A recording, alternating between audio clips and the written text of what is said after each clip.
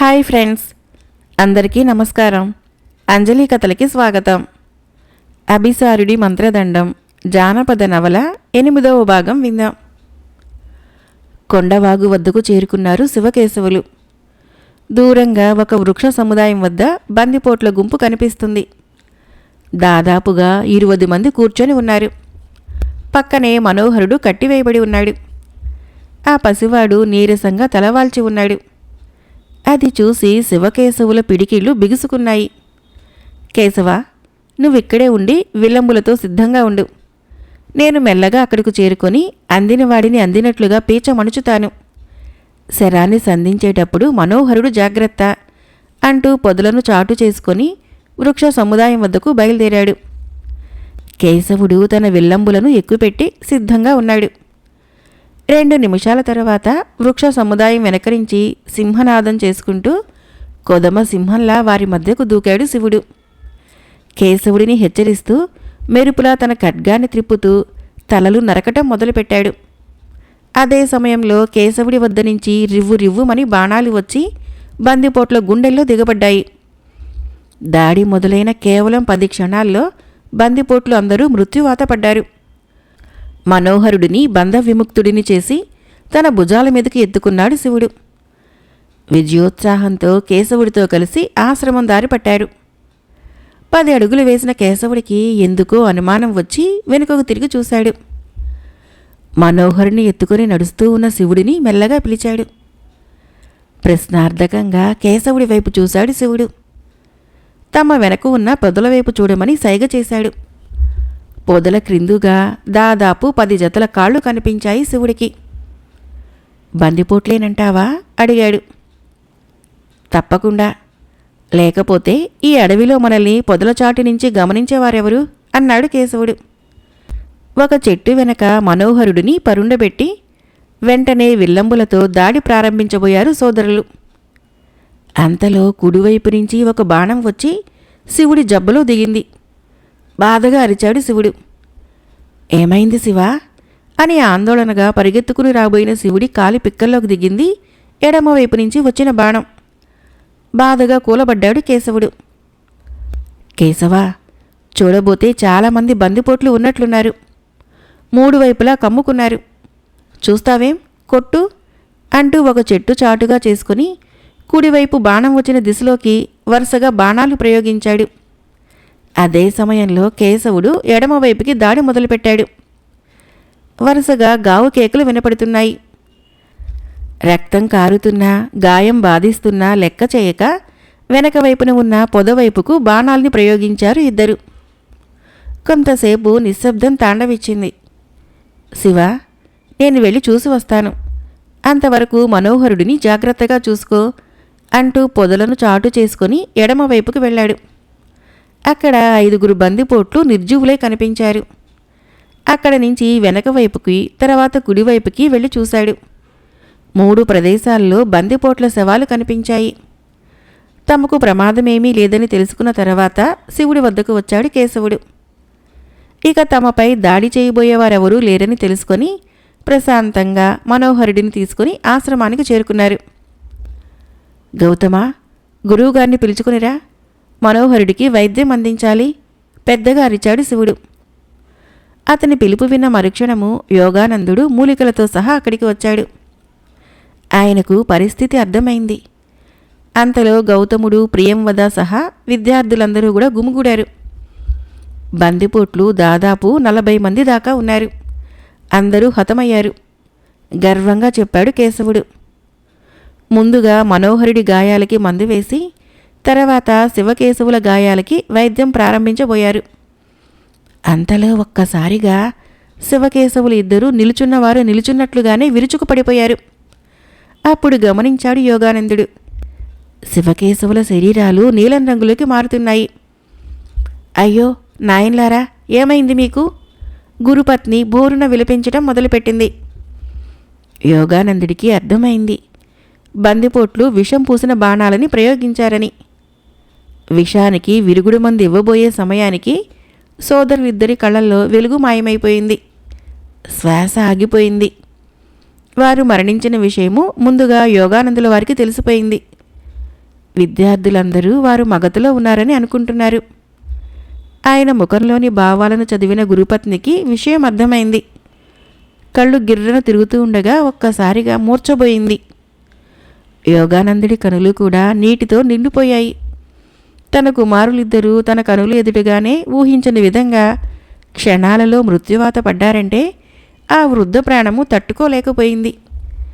ఆయన కూడా కూర్చున్నవాడు అలాగే వెనకకు వాలి మూర్ఛపోయాడు. విద్యార్థులందరికీ అర్థమైంది వారు ప్రాణాలతో లేరని. కొంతమంది పిల్లలు శోకించడం మొదలుపెట్టారు. గౌతముడు ప్రియంవద కన్నీటికి హద్దే లేకుండా పోయింది. కొంతసేపటికి అందరూ తేరుకున్నారు. ఆశ్రమము అంతటా శ్మశాన నిశ్శబ్దం అలముకుంది. గౌతముడు ప్రియంవద గురుదేవులకు ఆయన ధర్మపత్నికి సపర్యలు చేశారు. ఎల్లప్పుడూ నవ్వుతూ నవ్విస్తూ తమను కంటికి రెప్పలా కాపాడుకునే శివకేశవుల మరణము విద్యార్థులను కలచివేసింది. ఇక యోగానందుడు ఆయన ధర్మపత్ని బాధ వర్ణనాతీతం. కడుపున పుట్టిన ముగ్గురినీ కోల్పోయిన బాధ నుంచి కొన్ని రోజుల వరకు తేరుకోలేకపోయారు. కడుపున పుట్టిన ముగ్గురు పిల్లలని ఈ వయసులో దూరం చేసుకున్న గురుపత్ని బాధ చెప్పనలవి కాదు. సరిగ్గా భోజనం కూడా చేయదు.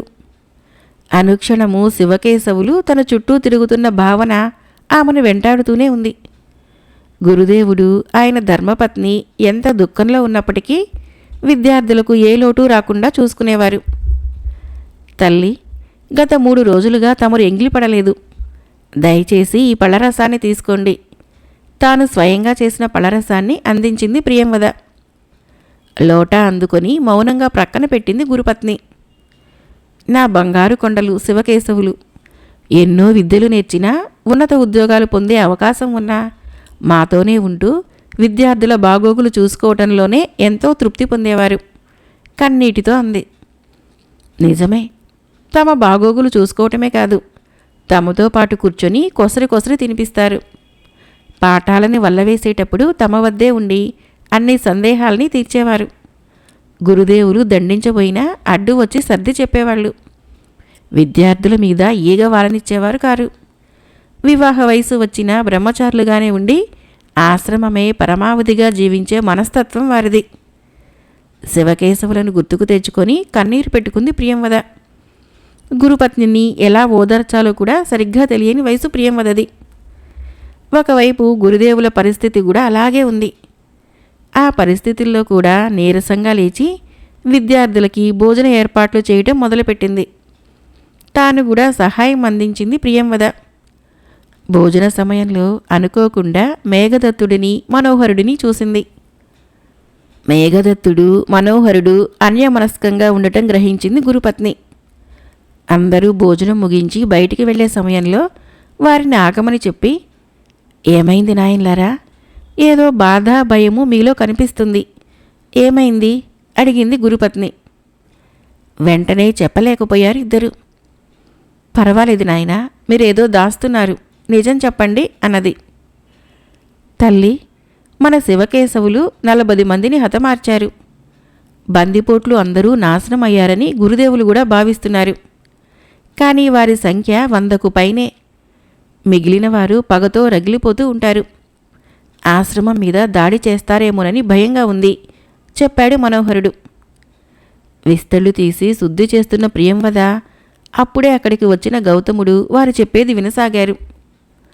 గురుపత్నికి అర్థమైంది, వారి మాటలలో నిజం ఉంది. తమ కుమారులని తమకు దూరం చేసిన బందిపోట్లు ఇంకా మిగిలి ఉన్నారని తెలిసిన వెంటనే గురుపత్నికి ఆవేశం పొంగుకొచ్చింది. మేఘదత్త, ఈ విషయం చెప్పి మంచి పని చేశారు. దయచేసి ఎవరి దగ్గర ఈ విషయం చెప్పవద్దు. మిగిలిన విద్యార్థులు భయభ్రాంతులకు గురవుతారు. గురుదేవుల వద్ద కూడా చెప్పవద్దు. ఇక మీరు వెళ్ళండి అన్నాడు గౌతముడు. ఆశ్చర్యంగా చూసింది ప్రియంవద. గురుదేవుల వద్ద దాపరికం ఎందుకు ప్రశ్నించింది. సమాధానం చెప్పలేదు గౌతముడు. తల్లి, వారు ఆశ్రమం మీద దాడి చేస్తారని మీరు భావిస్తున్నారా? మృదువుగా గురుపత్నిని అడిగాడు. తీవ్రంగా ఆలోచిస్తుంది గురుపత్ని. ఆమె పెదవులు అదురుతున్నాయి. నుదుటి మీద స్వేదం అలుముకుంది. చెప్పండి తల్లి తిరిగి అడిగాడు. తల అడ్డంగా ఊపింది గురుపత్ని. నీ బాధ నాకు అర్థమైంది తల్లి.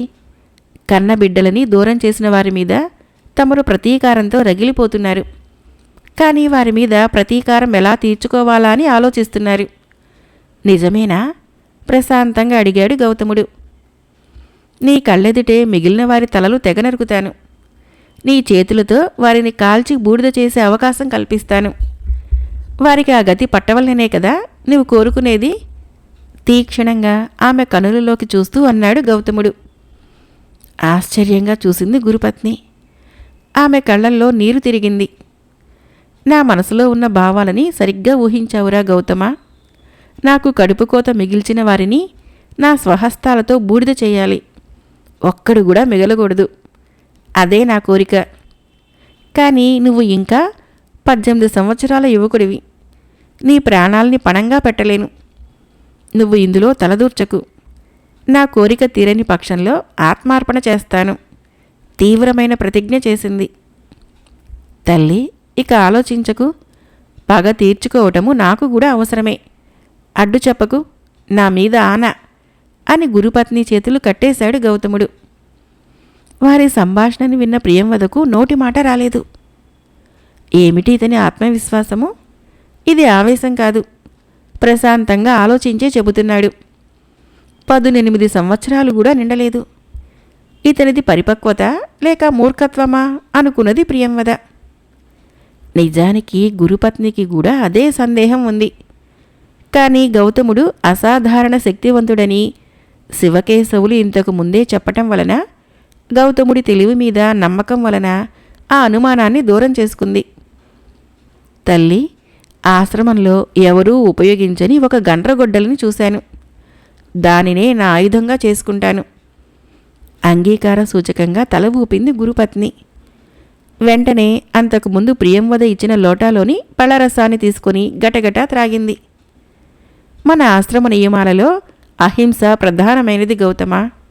కానీ గురుదేవులే వారి దారుణాలను చూసి శిక్షించమని శివకేశవులతో చెప్పారు. అంటే వారు శిక్షకు అర్హులు. చెప్పు, ఏమి చేద్దాం? ఎలా చేద్దాం? ఆవేశంతో అడిగింది. ఈ రోజుకి బోధన ముగిసింది. మరికొంతసేపటిలో గురువుగారు ధ్యానంలోకి వెళతారు. ఆయన ధ్యానం నుంచి బయటికి వచ్చేలోపు మనం పని ముగించేసి వద్దాము అంటూ బయటికి వెళ్ళి 2 నిమిషాల్లో చేతిలో సంచితో విల్లంబులతో ప్రత్యక్షమయ్యాడు గౌతముడు. తల్లి, నేను సిద్ధం అన్నాడు. ప్రియంవద, గురువుగారు ధ్యానం ముగించి మా గురించి అడిగితే ఏదో ఒకటి సర్ది చెప్పు. మేము త్వరగా వచ్చేస్తాం. ఈ విషయము మన మధ్య ఉండాలి చెప్పి గౌతముడితో బయలుదేరింది గురుపత్ని.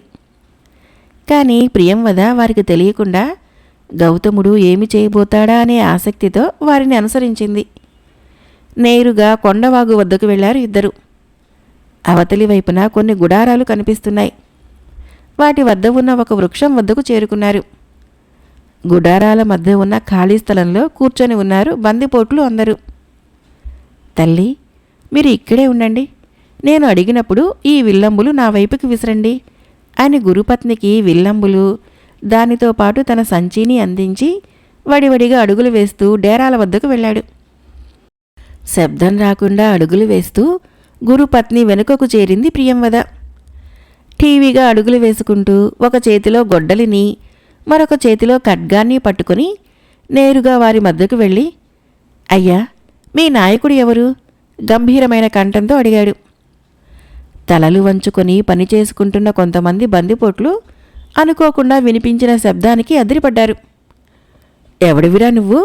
ధైర్యంగా పులిబోనిలోకే వచ్చావు? ఖడ్గాన్ని బయటకు తీసి గౌతముడు ఎదురుగా వచ్చి అడిగాడు ఒక బందిపోటు. మీరు మాకు తీరని ద్రోహం చేశారు.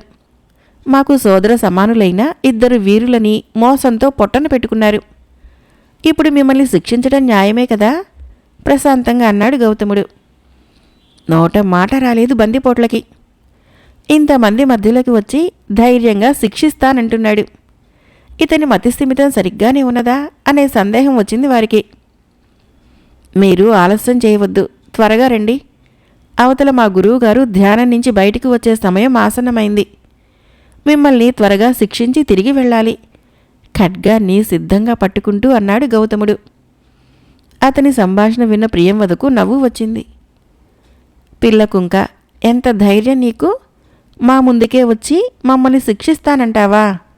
ఈ రోజుతో నీ ఆయువు మూడింది అంటూ గౌతముడి ఎదురుగా ఉన్న బందిపోటు అతని మీదకు ఖడ్గాన్ని ప్రయోగించాడు. దాన్ని మధ్యలోనే కుడి చేతిలో ఉన్న ఖడ్గంతో అడ్డుకొని మెరుపులా కదిలి క్షణంలో 10వ వంతు సమయంలో వామహస్తంలో ఉన్న గొడ్డలితో అతని తల తెగ నరికాడు.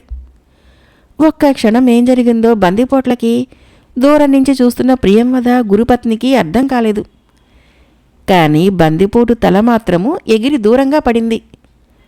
మీ సహచరుడు అతని బాధ్యతను చక్కగా నిర్వర్తించాడు.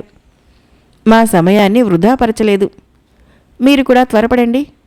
అవతల మా గురువుగారి వద్ద మాకు మాట వస్తుంది. ఎడమ చేతిలోని గొడ్డలిని నేల మీదే ఉంచి కుడి చేతిలోని ఖడ్గాన్ని భుజం మీద పెట్టుకుంటూ విలాసంగా అన్నాడు. ఈసారి ప్రియంవదకే కాదు, గురుపత్నికి కూడా నవ్వు వచ్చింది. వెళ్ళండి, మన ఎదురుగానే మన వాణ్ణి నరికిన ఈ దుర్మార్గుడి కాళ్ళు చేతులు కట్టి సజీవంగా మంటలపై కాల్చండి, కోపంగా అన్నాడు నాయకుడు. అంతే, ఈసారి ఒకేసారి 10 మంది గౌతముడి మీద దాడి చేశారు. ఒకేసారి 10 మంది రావటం మంచి నిర్ణయం, రండి అంటూ బొంగరంలా గిర్రున తిరుగుతూ కంటికి కనిపించని వేగంతో ఖడ్గాన్ని గొడ్డలిని దూశాడు. మొదటగా ఖణేల్ ఖణేల్ మని శబ్దం వచ్చింది. తర్వాత ఏమి జరిగిందో తెలియకముందే తలలు ముండాలు వేరయ్యి 10 మంది కుప్పకూలిపోయారు. అందుకు పట్టిన సమయము కేవలము 5 క్షణాలు. గౌతముడి కదలిక లేసమాత్రం కూడా కనిపించడం లేదంటే అతిశయోక్తి కాదు. అతని వేగము చిరుతుపులిని మించి ఉంది. గౌతముడి వీరత్వం చూసి నాయకుడు కొంచెం ఆందోళన చెందిన మాట వాస్తవం. అప్పటి వరకు గౌతముడు అంతమందిని ఎలా అంతమొందిస్తాడోనని అనుమానము గురుపత్నికి ప్రియంవదకు పటాపంచలైపోయింది. బందిపోట్ల పతనాన్ని వారు ఆనంద బాష్పాలతో ఆస్వాదిస్తున్నారు. గురుపత్నికి ఆవేశం పొంగుకొచ్చింది. నరకరా గౌతమా, ఒక్కడిని కూడా వదలొద్దు, ముక్కు పుటాలు అదురుతూ ఉండగా మనసులోనే అనుకుంది. వెంటనే అందరూ బందిపోట్లు అప్రమత్తమయ్యారు.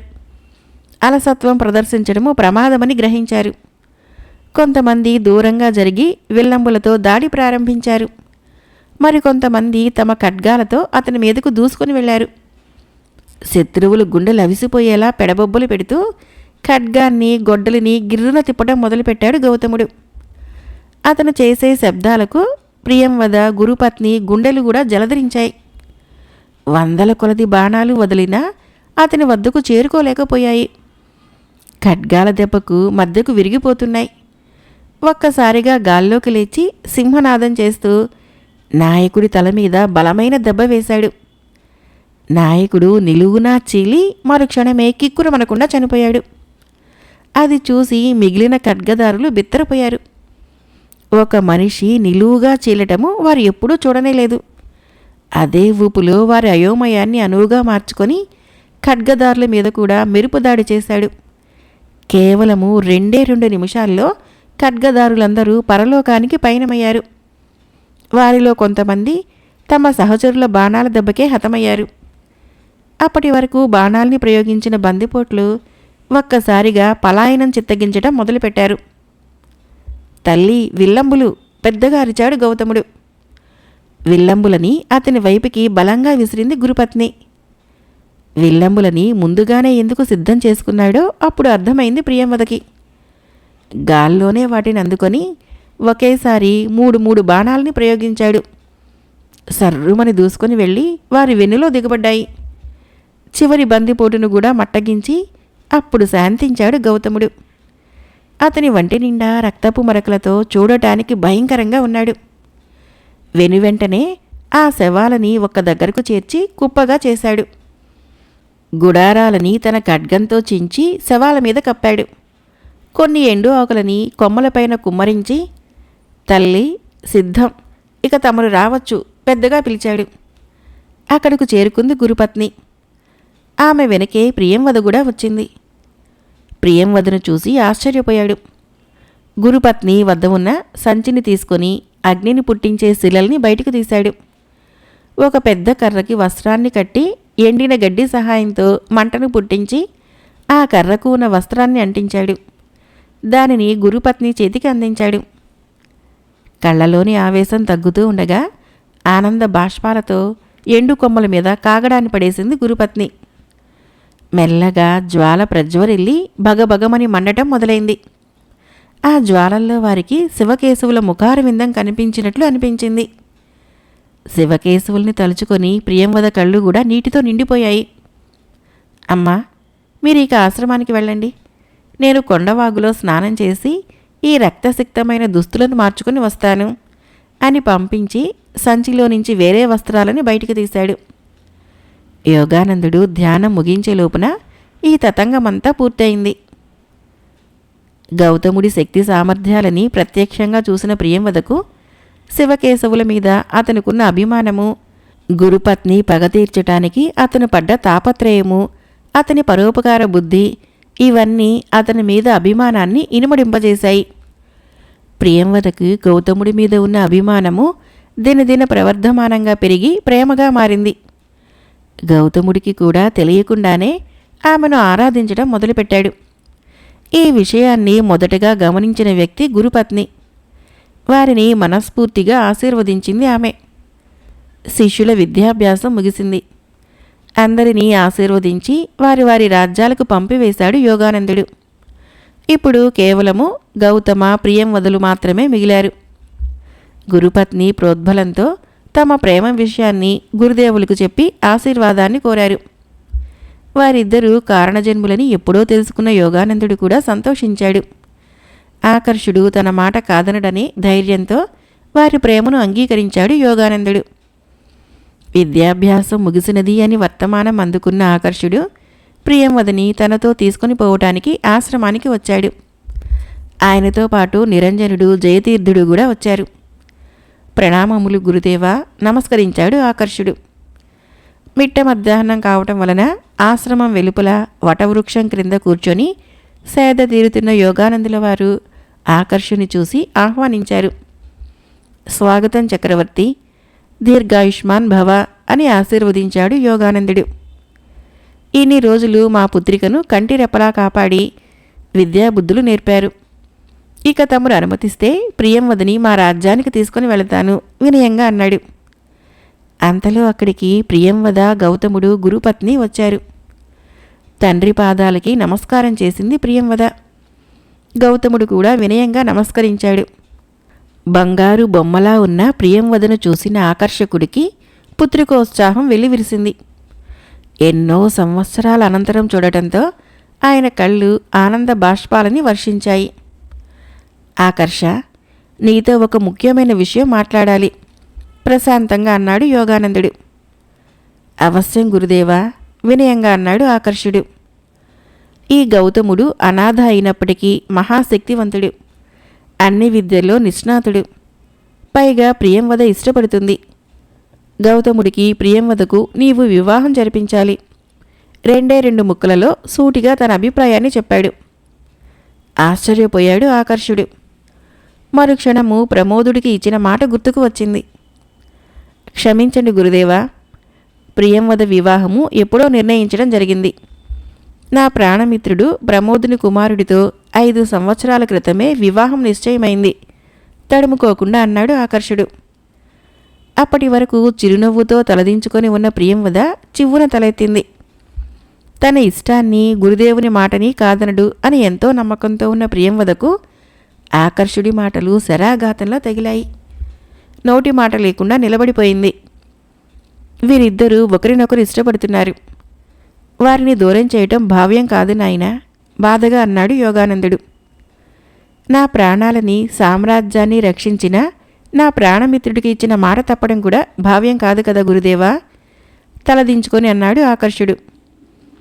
నీవు నా మాట కాదనవనే ధైర్యంతో వారికి వివాహమయ్యే విధంగా సహాయం చేస్తానని మాటిచ్చాను నిట్టూరుస్తూ అన్నాడు. నా ప్రాణాలను ఇవ్వమన్నా సంతోషంగా ఇస్తాను గురుదేవా, ఈ విషయంలో నన్ను మన్నించండి. యోగానందుడికి, గురుపత్నికి ఏమి చేయాలో పాలుపోవటం లేదు. బేలగా వారి వైపు చూశారు గౌతమ, ప్రియంవదలు. మౌనంగా తలదించుకున్నారు గురుదేవులు. అభిసారుడి మంత్రదండం జానపద నవల 8వ భాగం సమాప్తం. ఫ్రెండ్స్, ఈ కథ మీకు నచ్చినట్లయితే మన ఛానల్ని తప్పకుండా సబ్స్క్రైబ్ చేయండి, లైక్ చేయండి, షేర్ చేయండి, కామెంట్ చేయండి. Thank you.